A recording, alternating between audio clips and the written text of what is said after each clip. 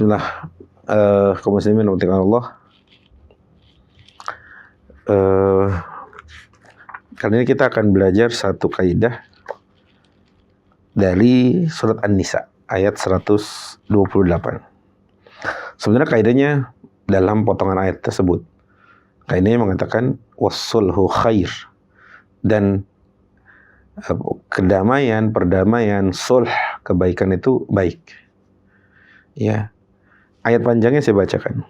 Allah berfirman, A'udzubillahi minasyaitonir rajim.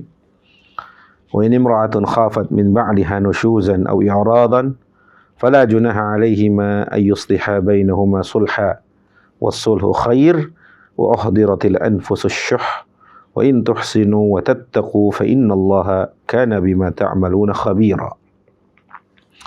Ini tentang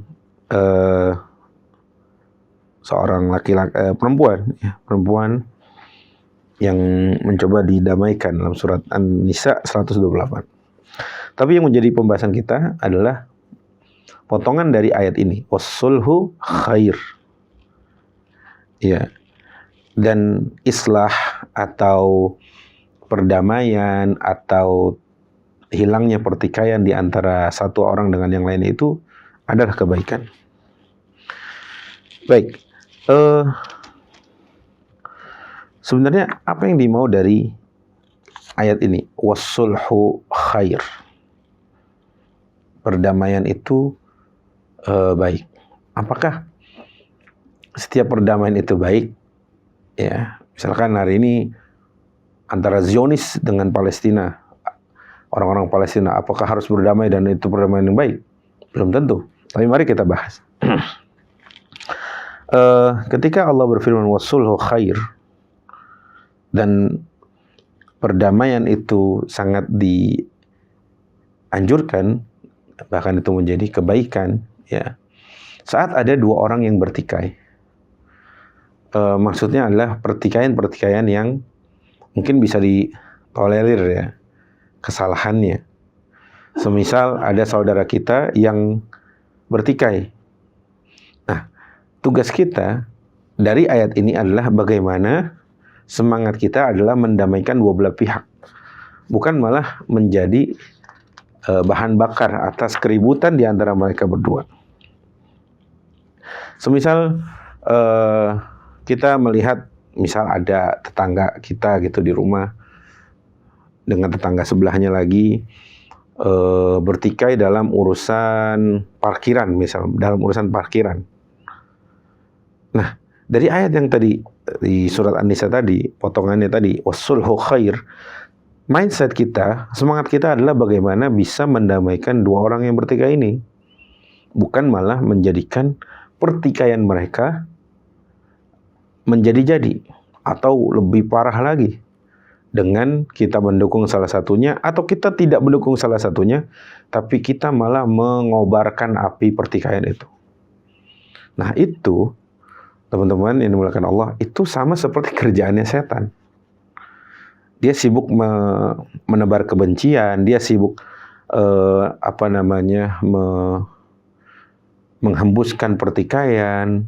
Pokoknya nggak damai. Pokoknya bagaimana ribut terus. Ya, makanya setan itu diantara puncak dari pencapaiannya adalah mereka berhasil memisahkan pasangan suami dan istri. Yang padahal ikatan suci pernikahan itu dibangun atas nama Allah, ya, sehingga setan menjadi punya predikat tertinggi jika setan itu bisa memisahkan dua orang yang saling mencintai karena Allah dibalut dalam mahligai pernikahan.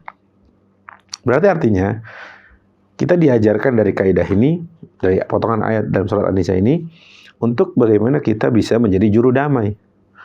Jika ada yang bertikai, kita berusaha mendamaikan.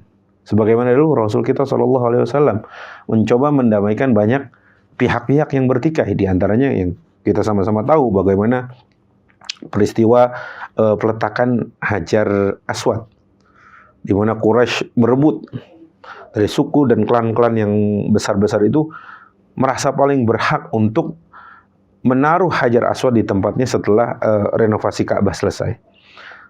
Namun baginda Nabi SAW berhasil menyatukan atau mendamaikan di antara mereka. Ya, sampai yang kisahnya masyhur itu Rasulullah SAW meminta dari setiap kepala suku yang masyhur dan besar itu memegang ujung kain. Kemudian di Hajar Aswad ditaruh di atasnya dan semuanya membawa ujung kain tersebut. Kemudian di Madinah Rasulullah berhasil mendamaikan lewat utusannya sebelumnya, mendamaikan suku atau dua entitas yang saling perang. Perangnya menahun, bertahun-tahun. Perang yang tiada hentinya, tiada ada habisnya antara Aus dan Khazraj. Maka Nabi kita sebagai juru damai mendamaikan dua belah pihak yang bertikai. Maka sebagai umatnya Nabi SAW, semangat untuk menjadi juru damai, mengislah antara dua sahabat, dua orang, dua pihak yang saling bertikai itu adalah sebuah semangat kita. Bukan seperti orang-orang yang malah ingin kita tidak akur. Bukan seperti setan yang selalu membisikkan pertikaian, permusuhan, bagaimana pecah belah, dan lain sebagainya. Wasulhu khair. Karena kebaikan ada dalam perdamaian. Adapun tadi, bagaimana Zionis dengan Palestina ditawarkan damai, solusi dua negara, dan sebagainya, menurut saya itu adalah berangkat dari pemahaman yang salah dari akarnya. Sehingga mereka memberikan solusi-solusi yang tidak ada artinya pada dasarnya. Semoga kita ditakdirkan oleh Allah menjadi orang-orang yang semangatnya adalah mendamaikan orang-orang yang sedang bertikai, pihak-pihak yang sedang berselisih pendapat, bukan malah menjadi orang-orang yang menghembuskan api-api permusuhan, pertikaian di tengah umat. Aku qouli hadza wa astaghfirullah li wa lakum. Assalamualaikum warahmatullahi wabarakatuh.